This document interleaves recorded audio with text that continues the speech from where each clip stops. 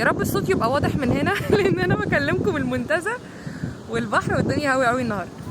فانا عايزه اقول ايه،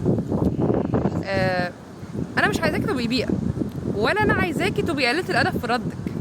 هي نقطه معينه لو وصلت لها في تعاملاتك مع البشر كل حاجه تتغير، كل حاجه، ولا يهمك حد، وهتبقي واقفه كده من نظره انه اصلا انت قول اللي انت عايزه وانا هعرفك مقامك. هي بقى النقطه دي، انك تشوفي نفسك انك احسن منه.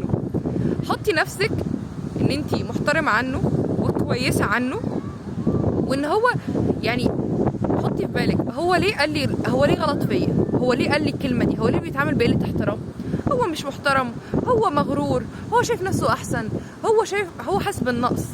كل الكلام ده هتلاقي له سبب، وهتلاقي له سبب وحش.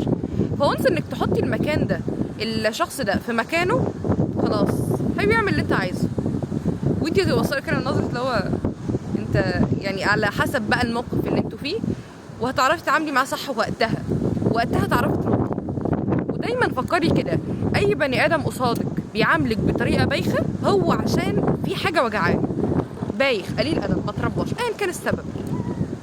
وحطي نفسك ان انتي مكان اعلى منه، فتعالى اعرفك مقامك بقى، فاهمه؟ بس ابدا اوعي تردي بطريقه بيئه، ولا تردي بقله ادب. عرفيه مقامه باحترام. بس كده، يا رب اكون فهمتك، ويا رب الصوت يكون واضح.